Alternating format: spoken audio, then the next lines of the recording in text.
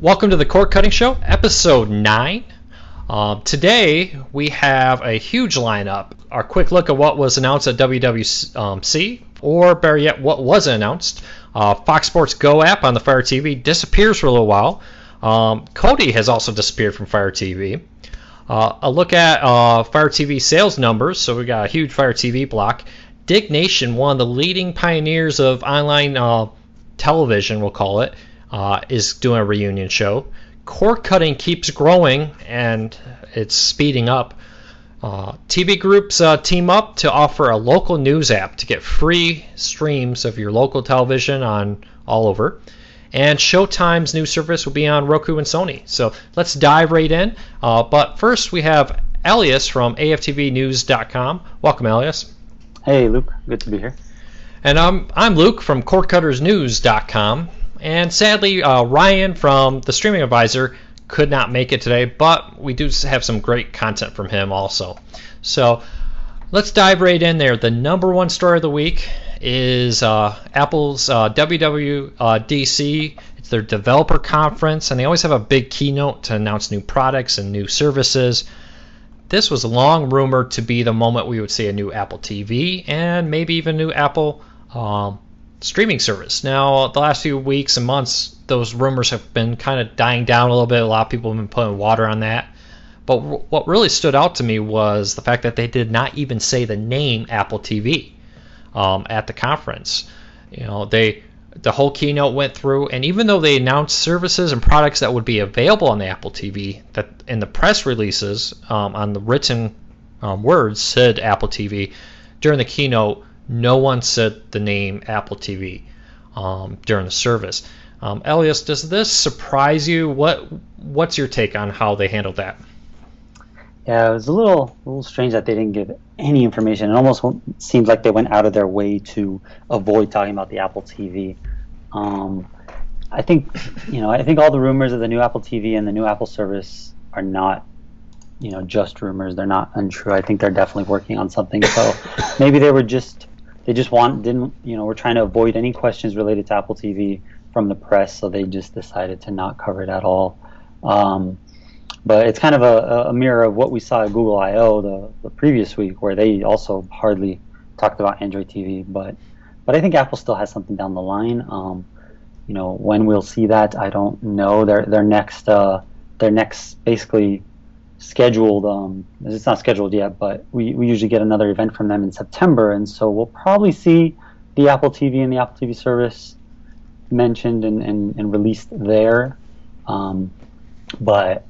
But as far as the actual keynote, it was actually fairly jam-packed, and it seemed like they were moving quicker than usual. So I don't blame them for not including the Apple TV with this WWDC keynote, because it's the new Apple TV and the new service, even more so, is pretty big news. So kind of including that just as a little side note during a keynote like that kind of wouldn't have served it justice. So I'm kind of glad they didn't announce it just yet. I was kind of surprised, in particular during the Apple Music, because that's the service, the Spotify killer, a lot of people are calling it, the Pandora, all that kind of stuff. It's taken it on with a $10 subscription service. But even though it will be on the Apple TV, you will be able to stream your music through your TV, probably have a party mode where people in party could send music to your TV to play. They didn't mention that. They even went as far during the keynote to put up it'll be on iOS, it'll be on the new operating system. I'm blanking out the name of it.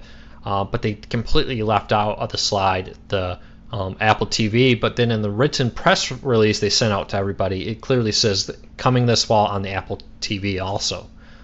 I took two big things from this. For one, it just felt awkward that they left it out. It makes you wonder a little bit of what's happening with the Apple TV. And two, when looking at that music service, Ryan did a great review of the music service and everything it does. I was kind of underwhelmed for a supposed Spotify killer, Pandora killer, all those music streaming services that this is supposed to kill off. other than the family package, it kind of felt a little disappointing. And that makes me wonder how much of this hype of the TV service is really going to happen, or is this going to be like, okay, it's a service similar to everything else out there, but it's got the Apple name, Apple branding. Is that going to be enough to make this really the cable killer people want it to be? Yeah, I mean, the Apple Music service that they just announced is kind of a pretty good hint and precursor to what we'll see as far as the new Apple TV service, because it's probably going to be very similar in the structure. There's probably going to be a the similar $9.99 subscription fee, I would imagine. Maybe even like some kind of family deal where if you wanted to stream multiple streams at once, because that's one thing that Sling is still, I believe, not offering, allowing you to stream multiple streams with one subscription. So we'll probably, we might see the Apple TV service have a family package where you can stream up to 5-6 devices at once for one flat fee. But one thing that disappointed me, and I'd like to hear your opinion on this also, Luca, the way they just kind of mashed together all the different ways people listen to music over the internet into one app, as opposed to kind of making a single, new ecosystem, new service. It's almost like their app has like 4 or 5 tabs, and each tab could be its own app. You've got the one where you can stream music from Apple. You've got the one where it's the tab that has all the music you've purchased. You've got one where it's live radio, where they've got their new radio station. I think there's even a whole section for music videos. Just the way it's all chopped up into separate, isolated silos of music, streaming, just was very disappointing in my sense, and it kind of makes me worry about what the Apple TV service is going to look like. I was underwhelmed by Apple Music. For one, the radio stations, maybe it's hard to tell from a keynote because they only give you so limited information. We don't really know all the details yet. But it looked like, they had a DJ on the stream talking about stuff. And I was like, I get a DJ for free, doing that over the air on, my FM band. And then they talked about, a human being is picking the music, what song will come next. And I think, but, there's human beings, picking what will come next on all these radio stations across the country. TuneIn Radio has thousands of radio stations. What about, Apple TV will be different there? Yeah, the human aspect is basically them justifying the Beats music purchase, I think, because that was the one thing that differentiated Beats from Spotify and from Pandora and those kind of services, is that Beats claimed that all of their music was curated by a human, and Jimmy Iovine, I think his name is the guy behind Beats, who came up on stage at the keynote. One of the things he made sure to mention was how there were humans behind it. So yeah, I'm not, whether a human controlling the music or whether it's some kind of machine learning algorithm that figures out your taste and tries to match to that. Whichever one is better is kind of debatable, and we probably shouldn't get into that on this podcast. But yeah, but yeah, it was definitely a little underwhelming. I think actually one of the best features about Apple Music that was downplayed way too much, I think that should have been the headliner, was basically Siri's integration into it. You can, if you missed it, you could call up Siri and basically just kind of rattle off a sentence about what you're interested in listening to, either a genre or a specific artist, and Siri would kind of just figure out what to play for you, whether it was going to be a radio station, whether it was going to be from your library. I thought that was the most interesting, because I really don't care where the music is coming from, or whether it's a curated playlist or whether it's a live kind of machine learning algorithm that's figuring out what to play next. It really doesn't matter to me. I just want to hear good music, when I feel like it, and that aspect of Siri kind of just, rattle off one sentence and you're starting to listen to something that sounds pretty good, was probably the most impressive feature for me, and they barely even mentioned it. It was kind of more part of the iOS update part of the keynote rather than the music part of the keynote. And everybody is saying that Apple TV is going to have Siri integration. So, you know, that kind of gives us a hint of what we're going to see on the Apple TV, perhaps. Yeah, Apple Music is, I fear and am excited about a preview of Apple TV, I think. But it does kind of leave me wondering, are they really going to be able to bring something that much better that's going to be the cable killer that a lot of people have been saying it will be? Well, we'll have to wait and find out. Only time will tell. Let's kind of keep going here. You wrote a story over at AFTVnews about Fox Sports Go app disappearing and then reappearing. This was a huge deal when it came to the Fire TV. Can you tell us what happened, a little bit more about the story? Yeah, so Fox Sports Go is basically Fox's online streaming app. It's not an a la carte service. You've got to have a cable subscription to actually access it, just kind of like HBO Go. But earlier this week, I think around like June 5th, the app just disappeared from the Fire TV App Store. The app itself was updated in the Amazon App Store, and in the process lost compatibility with the Fire TV. And it was a pretty big deal because the Fire TV, or Amazon, likes to tout the fact that the Fire TV has Fox Sports Go because both Roku and Apple TV don't have it. Android TV has it, but the audience there isn't as big. But it's one of those flagship apps for the Fire TV, and to just have it missing and gone, basically stripped out from people's Fire TVs practically, because the app itself asked to be updated, and then when it was updated, it no longer worked.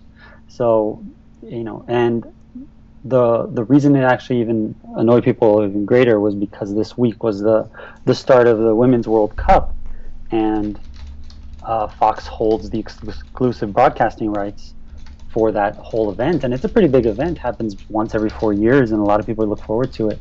And so to lose one of the main ways for people to view that event is a pretty big deal, just without any notice. And there was no feedback. Amazon couldn't really tell you why it was gone, and Fox, also couldn't give any explanation. But the good news is that this morning, the Fox Sports Go app was restored, and so now it's compatible again. But I think it was a total of 12 World Cup games were basically lost to viewers, because those have already aired, including one U.S. game. So definitely probably left a bad taste in the mouth of people who got the Fire TV to watch sports. It's horribly short-sighted of Fox to do this, and I had a great opportunity to sit down for it was about 20 minutes with their executive manager of digital distribution, and he definitely thought that the Fire TV was an afterthought. It was like, oh well, his words were, we were already doing business with Amazon, so it just made sense to make it available there, and basically kind of made it sound like they have no plan for other devices. It kind of sound like, to be honest with you. But what I really kind of noticed is, he said, hey, our main focus is cable added benefits, whatever we can do to encourage cable subscriptions. And I think that app is a perfect example of it. For one, you need a cable subscription, and there's no free content, unlike Watch ESPN or the NBC Sports apps, which will give you some free content. Even if you're not a cable subscriber, they don't. And their selection of cable companies that it works on is smaller for the Fire TV than it is for their website. So I was kind of disappointed in their quality of the app. But I'm even more disappointed to see them just say, oh, you know what? Instead of waiting 3 days to release this update so it has Fire TV compatibility, we're going to put it out there. And even though the old app was working just fine, it's not like they were desperately trying to fix a glitch. It definitely leaves you the feeling that Fox just doesn't take it very seriously, doesn't take the Fire TV very seriously, and still doesn't take cord cutting very seriously. What was your take? Yeah, well, it's kind of a stretch of the whole opinion that all these TV platforms are kind of just piggybacking on top of the smartphone and the tablet.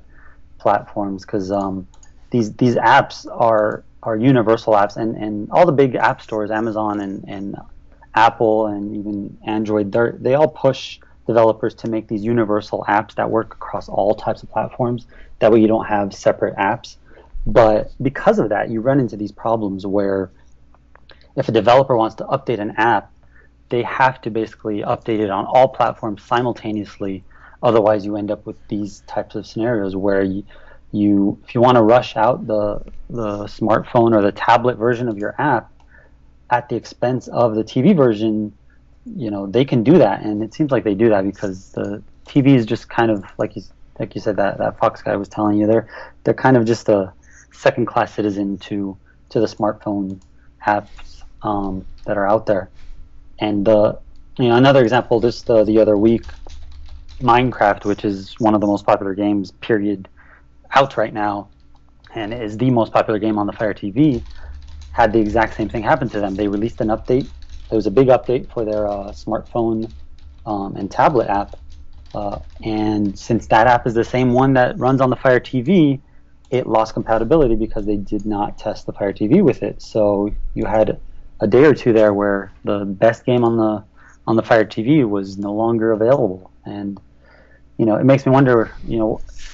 I don't know what the solution is. Because these universal apps are a good idea because you don't want 5 different versions and having to buy 5 different versions of an app, potentially, especially for the paid apps. But it seems like these app stores need to do something to let you kind of use an old version of the app. It seems like either you have the latest one, or you get nothing. There's no option to download the old version, and then because of that, you run into these problems where an app just goes missing. I think the solution is cord cutting needs to keep growing. More and more people cancel cable. More and more people are demanding these services. More and more people are watching Fire TVs and Rokus, and they'll turn. I bet if they were public and they showed you the numbers, how many people are watching this on their phone versus how many people are watching it on devices like the Fire TV, especially for Watch ESPN, the ones that are kind of more universal, I bet the numbers are slowly creeping over to the Roku and the Fire TV compared to how many people are watching it on their phone, because it's just a feeling. But I bet as time goes by, that number will be taken more and more seriously. Yeah, I agree. Well, let's kind of keep moving forward here. This is another Fire TV story. Kodi, the official Kodi app that was on the App Store, is gone. Elias, can you tell us about this and what you've heard about why it happened? Yeah, so Kodi was actually never officially available on the Fire TV App Store. It was available in the Amazon App Store for smartphones and tablets, but Amazon never approved it for the Fire TV. We don't know exactly why, but other than Amazon saying that it doesn't go along with their idea of what the Fire TV does, some general excuse. But this morning it was removed from the Amazon App Store altogether. So now you cannot install Kodi on Android devices of any sort unless you sideload it. And I got in touch with the Kodi guys, and they told me that they have no idea why. They didn't remove it themselves. Amazon didn't tell them why they removed it, and they're just kind of sitting waiting for Amazon to get back to them. Probably by the time you're listening to this, maybe we'll have an answer, since we're recording this here on Wednesday, and it'll go out tomorrow. But it's weird how the reason why Kodi is not in the Google App Store and the Apple App Store it's kind of complicated, but it has to do with licensing issues and the way Kodi's open source nature uses the GPL license that kind of conflicts with the terms of the Google App Store and the Apple App Store. And it's possible that Amazon just kind of caught on and realized that the terms that Kodi sets forth for its users don't mesh well with their own app store's terms, so they retroactively basically decided to remove it. We don't know at this point, but it's It's a bit sad because Kodi's such a great app, used by so many people, and they you know they should be in all the app stores because it's a great app. It is. I think if I had to guess, and this is speculation, but I've heard this from, let's just say, other streaming boxes that are not as big as Fire TV, that the reason that a lot of people don't want to officially put Kodi on their devices is the fact that it's seen as piracy. When you go to Netflix and you say, hey, we want a real Netflix application specifically designed for my device, they may be less willing to work with you if you're seen as a box that has Kodi on it. Whether that's true or not, it's kind of comes from some other conversations I've had. But I can see that. I can see Amazon saying two things. Kodi, there is a lot of piracy on it. We're trying to sell our Amazon Instant content through this. So why would we officially support it? If you want it and you know how to sideload it, go ahead. We're not going to block that, but we're not going to officially push this, which could damage our core business model. Yeah, I can totally see that. Kodi does have this reputation as being the piracy player, basically. It has, it's not, by default, it's not. It has no piracy associated with it out of the box, basically. If it was in the App Store and you installed it, you would have to go out of your way and install extra add-ons that, are not just generally available from within the app to basically get pirated content. But I can definitely see how the Android box manufacturers and the app stores just kind of wanna stay away from any type of piracy related apps. So it kind of stinks that Kodi gets this bad rap when it really is such a great platform and such a great app. It is, and there's a ton of great legal content, and it is one of the best applications for if you have a media server in your house of home videos, all kinds of stuff that you have legally.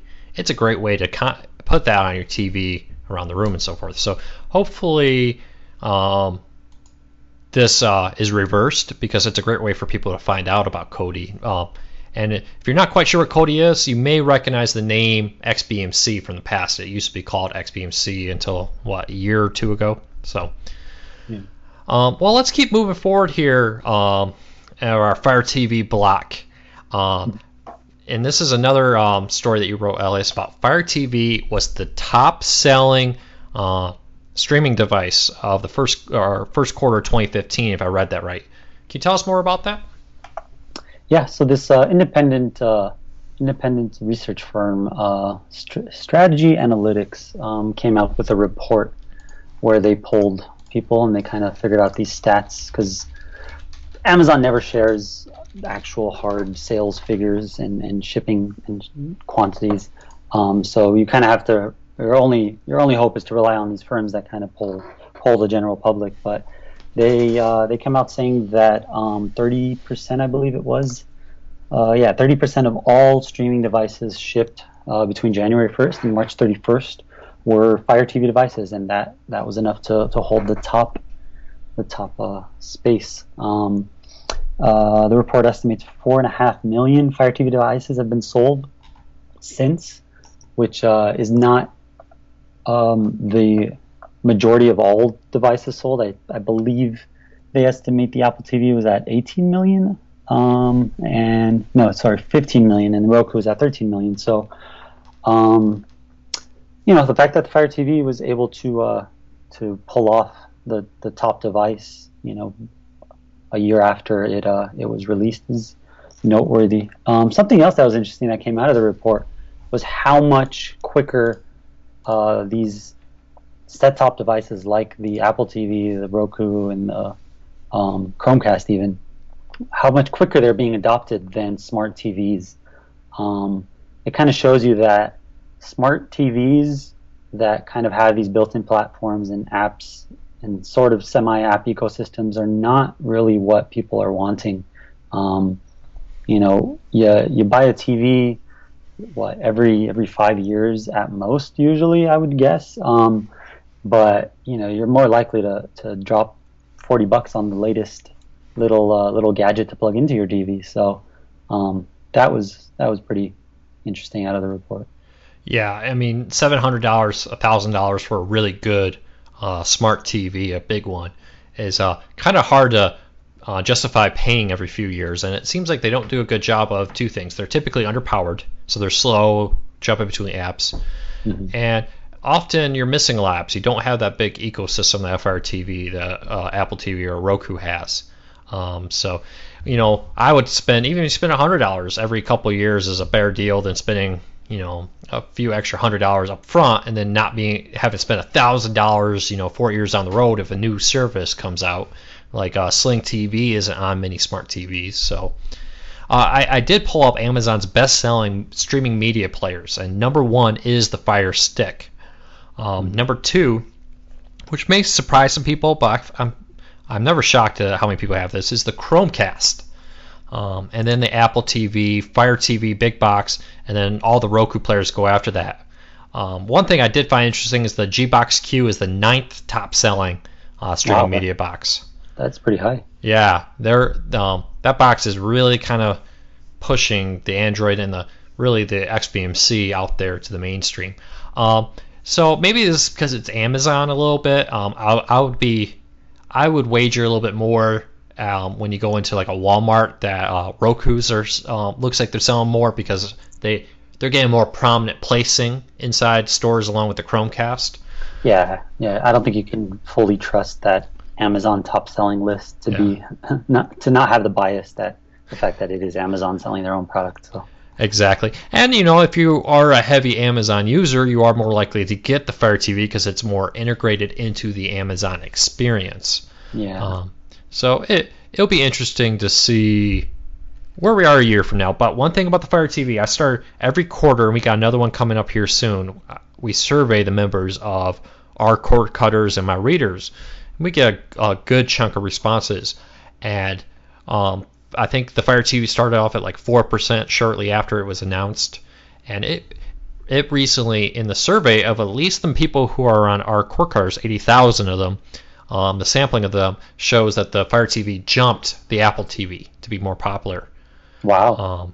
So that's impressive. Yeah, there's definitely huge growth there. And I think Amazon, I think there's downsides to it, but they are doing a lot right and a lot that Apple and even Roku need to learn from on it.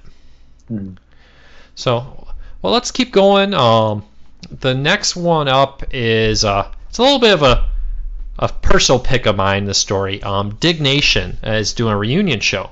And the reason I really want to talk about this is Diggnation was one of the founders of online TV shows. Long before Netflix was coming out with their originals, or Hulu, or Yahoo, all these places coming out with original internet shows, it was one of the kind of pioneers of an hourly a week, in this case kind of talk show that was specifically created for the internet. It was some people from G4 and Tech TV came together, created it, eventually created Revision 3 around it, which was later sold to Discovery Networks. But it's great to see them coming back. It's kind of a sign of maturity a little bit. The shows that were the pioneers in creating online media are now retiring or coming back with reunion shows. And it's kind of great to see how far the market has come in cord cutting, where it went from a small group of people, former TV execs, making relatively low-quality shows online to House of Cards, to Amazon, Hulu, AOL's jumping on board, all these sites making high-quality shows just for the internet. Yeah. I mean, I was a big fan of Diggnation back in the day. I was a big Tech TV fan, and when they launched Diggnation basically afterwards, not they as in Tech TV themselves, but Kevin Rose and Alex Albrecht.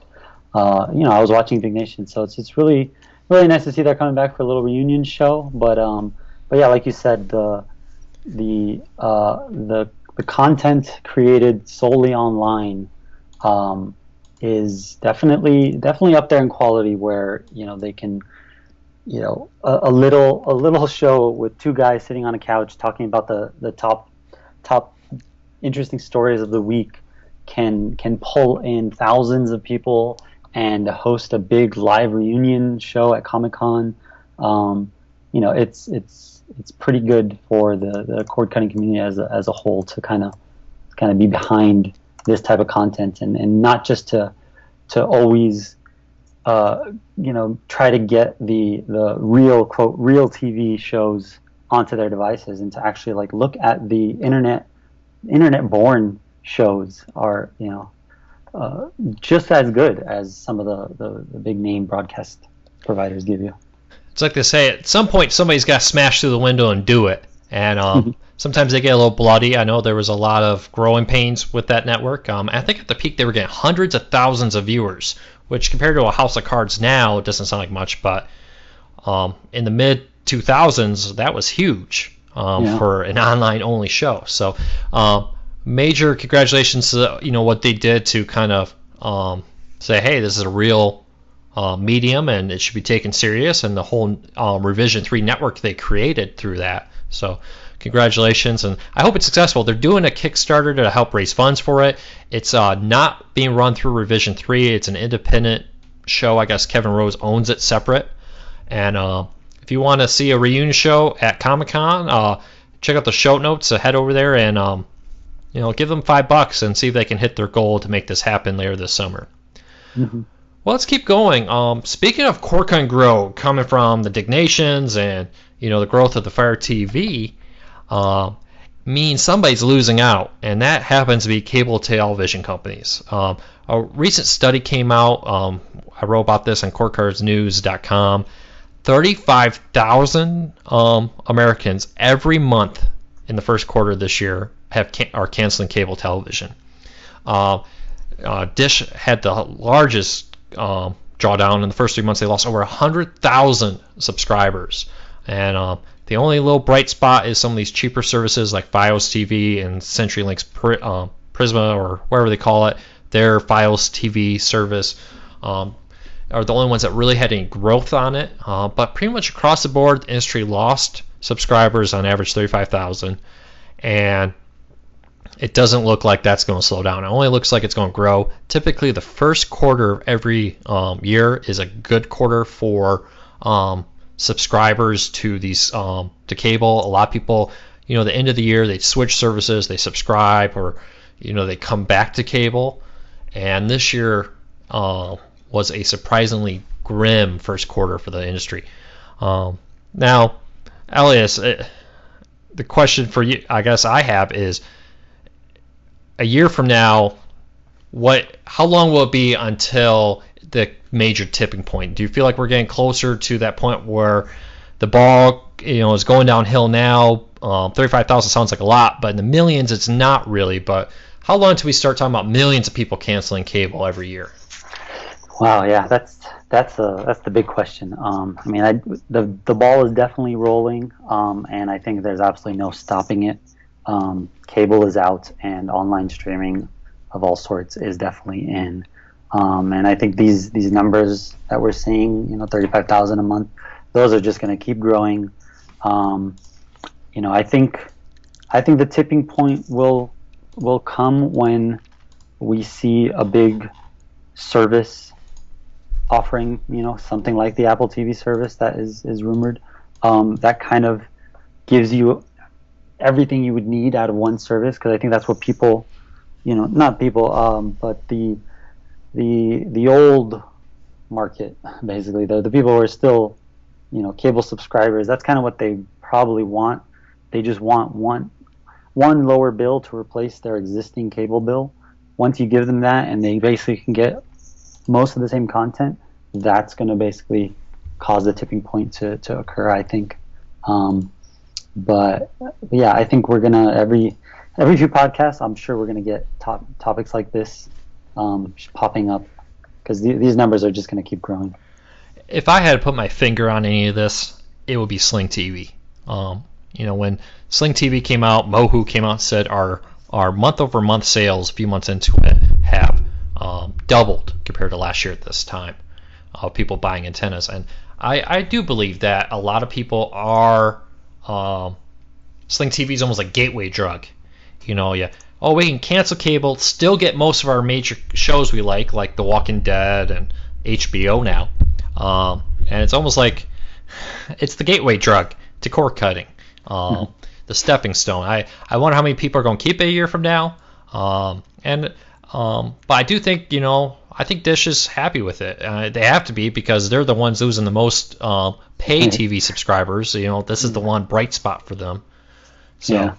I wonder how much of a correlation that is between the fact that the best cable, cord cutting solution is Dish Network, and they're the ones losing the most customers. Because according to them, as far as I know, they're not advertising, Sling TV directly to their Dish Network subscribers, even though it is the same company. They're kind of trying to treat it as two separate things that can kind of coexist together. They've said repeatedly that Sling TV is aimed at bringing cord cutters back in. But if you look at it from their point of view, they lost 100,000 paid TV subscribers, over 100,000. And from all the analysts that have come out, its best guess is they've gained in the same time period about 250,000 Sling TV subscribers. So wow. It's less money, but that's nothing to bat an eye at. I mean, they need that right now. Yeah. I mean, if I were them, I would take the larger subscriber base but less money over the old way of doing things, because that Sling TV, those Sling TV subscribers have much more potential of growing into something bigger than what the dying cable networks are having. It'll be interesting to see what happens, but it's good news. I really do think, I've said it time and time again this year, 2015 will go down as the year cable changed. When iTunes came out, that's the year music changed. And 2015 will be that year for television. So, well, let's keep going. The next story is kind of a cool one if you're a news guy. A lot of people want news. They want live and easy access to it for free, even when you're a cable cord cutter. And recently a TV group announced that they're going to band together a bunch of local TV stations to create a live streaming news app for all their content. Elias, can you tell us a little bit more about this story from TVNewsCheck.com? Yeah, so the live local, those are the two big words. Live local news coverage has kind of been a thorn in the side of cord cutters for a while now. It hasn't been a good alternative to cable subscriptions for that, but it looks like this might be changing this fall. So there's a new service called NewsON. It's at newson.us, and it's basically a joint effort by ABC, Cox, Hearst, Raycom, to stream live local news. And the best part about it is, according to their little press release, it's going to be free and ad supported. So you'll be able to basically install their app, apparently, install their app on your device or go to their website, I would assume, and watch any number of local streaming news streams just for free with ad supported. And it's still very early. They're just basically announcing that they've joined together and this is their plan, and they're planning to do it in the fall. So that's kind of why we're not really seeing too much coverage of this right now, because there's nothing to play with yet. There's nothing to see. There's no solid numbers. I think they're saying something like 100 participating stations, news stations, are going to be part of this. 84 viewing markets, so that's pretty big. They say that covers 2/3 of the U.S. So, this is great, obviously, and I wonder, I'm kind of thinking like chicken and egg thing here. So, we've been hearing a lot about the Apple TV's service kind of being on hold because they can't get local stations. So I wonder, is this new company, this NewsON joint company, a result of Apple TV kind of pestering the big broadcast companies into providing their local news streaming in over the internet? What do you think, Luke? Well, my first response to this was, isn't this live stream? I mean, the live stream network does this. They already have 100 plus local television stations that stream live and recorded local news, and does it very well. But at the same time, it is kind of exciting because the live stream app does miss a lot of features. It can be kind of hard to find the content you want. Sometimes you have to search for it and know. Instead of being able to search like Grand Rapids, Michigan, and finding all the local news stations that are on there, is you find you have to search for like WOOD TV, their call letters, and know exactly what you want already. So hopefully they can give a better user interface, and I hope that these are not just the people who are the stations that are on live stream already switching over to their own service. I hope that there are new TV stations coming out to bring more selection, more opportunity to watch live news where you live. Yeah, hopefully this isn't just the basically the local channels trying to take more control from services like live stream. Hopefully it is new offerings, but it's impressive, and it's good to see that they're actually moving forward and doing something and not just sticking to the old model. I always think that live stream misses a major marketing. I think they need to get a better PR company, to be honest with you, because a lot of this stuff that people say they want, like live news like that, live stream has it. I mean, they do an amazing job covering concerts and news and all kinds of stuff. So if you haven't checked them out, go check out live stream. It really is an amazing service, and they need to come out on the Fire TV. They need a Fire TV app. Yeah. Well, let's keep rolling along here. The next story is Showtime. It's a new cord-cutting service that we just talked about last week that was coming at the time only to Apple TV. Is now announced that's coming to the Roku and select Sony devices, which is probably going to be the View, and pretty much anything that has the Sony View software on it will also get the Showtime service. Though exact details of how that will work, not released at this time. The story comes from Engadget and their conversation with one of the executives over at Showtime. So I think this may support our theory that a lot of these companies are going to Apple first because Apple was good at keeping their mouth shut. And then, seeing them quickly move over to the Roku and other places is a good sign. They still say more devices to come. Would not be surprised to see a Fire TV, a Chrome, and all these other devices by the end of the year. Yeah, it's a little surprising that there's no mention of Android whatsoever. And Roku and Sony have great boxes, great services, but they're not the second top guy out there. It's usually looking at HBO Now's new service, they went Apple first and then they announced Android second, and that's kind of the pattern you expect. And so it's a little surprising that Showtime's going Apple first and then Roku and Sony second, and then kind of just making no mention of Android. I wonder if they got a little, I don't know, the relationship there might be a little sour. I don't know. I hear speculating. Yeah, I hear from a lot of people that Roku in particular is very easy to work with. When you're a major company and you knock on their door, it can be a little harder if you're a smaller company, I hear also. But I wonder too if it's like we talked about, a staggered release of the service to prevent a mass rush on it. And it could also come from Showtime's belief that, hey, we're long form content, not that many people in their minds, not saying this is right or wrong, will want to watch a hour-long Dexter episode on their phone, as opposed to people who would want it on their TV. So they may be saying, hey, let's get this out on the Apple TV, the Roku, the Sony TVs, and so forth, so that people who want to watch an hour-long episode of Dexter on their TV can do that, and then we'll circle back around and put it on phones and the Fire TV and whatever.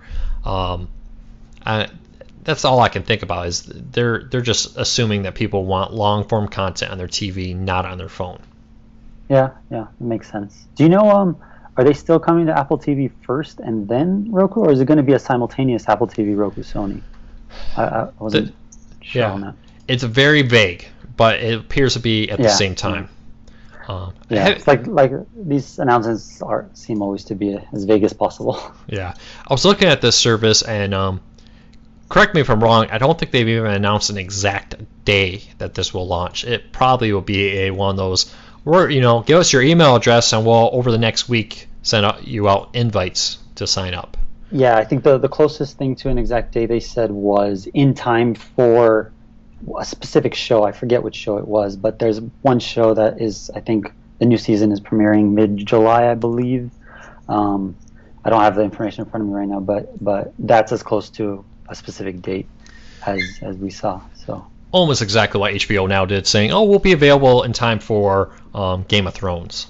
Yeah, exactly. They're kind of using the announcement of a new service to advertise the show, and vice versa. The show is going to be advertising the new service, so yeah, it's kind of the same thing. Well, I wish them the best of luck. It's awesome to see more cord cutting options. So yep, always good. Let's hope by the end of the year it's on all the major platforms. Same with HBO Now and Sling TV, that they keep populating.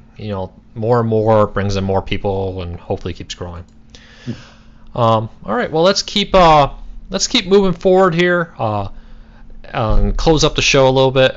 Elias, can you tell us what you've been working on right now? So this week's a little bit slow on the news front because Apple kind of dominated all the news, and for a Fire TV Android-based site, not much news. But one thing that I think all Fire TV owners should check out for sure is this new launcher replacement called Firestarter.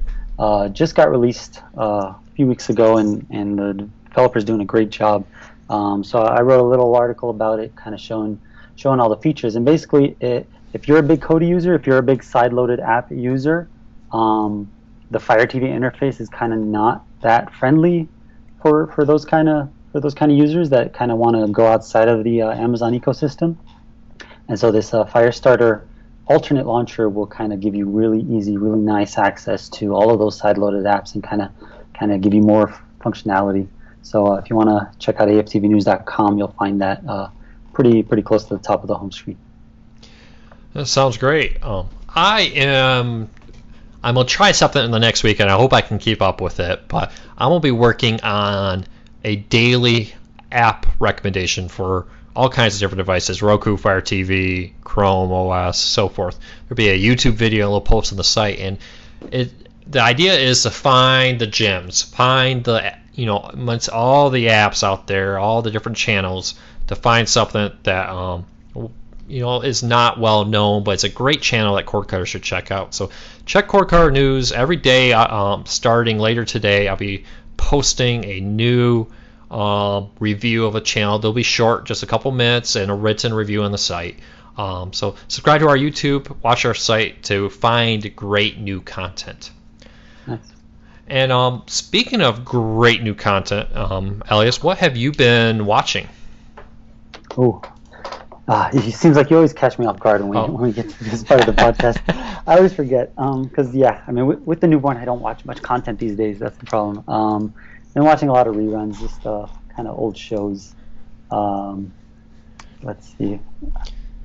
What have I watched? I've been watching, just putting on a lot of movies, just kind of old movies in the background. I'm going through the older Amazon catalog of movies. Is what I think I watched Men in Black the other day. So sorry, I don't have too much for the listeners to check out. But maybe let me hear what you've got, Luke. Hey, quick recommendation. I find YouTube videos are excellent for feeding babies, by the way, because their YouTube videos are typically, the 5-10 minute ones are the perfect length to bottle feed. At least my daughter, who would chug it down. That's a great tip. I'm gonna have to definitely use that. But speaking of YouTube, I bought my very first movie on YouTube this week. Cool. It was only available, The Angry Video Game Nerd, the movie. Hilarious B-roll movie, kind of tongue-in-cheek a little bit on the the B-roll graphics and stuff, but it's a good story. If you watch The Angry Video Game Nerd, the classic video game reviews, and you're just a video game kind of guy, it's a fun, turn your brain off, have some popcorn and a drink, and enjoy a movie. So check that out. It's on a few places. I think Vimeo is one of them to buy it, but YouTube's the big one. And check that out. I wish it was available on Amazon Instant. My only quick review: if you exit a YouTube movie and you come back to it, it doesn't remember where you left. So big down there. But the only other thing I would recommend, continuing my fun documentaries, is Fact or Fiction: The Life and Times of a Ping Pong Hustler. It's a review of the first American to be king, the best ping pong player in the world, and how he went from hustling tables to make money playing ping pong to an international star back in the early 1900s. So check that out. Fun video. It's on Amazon Instant, and I highly recommend it. So Nice. Well, that has been the show.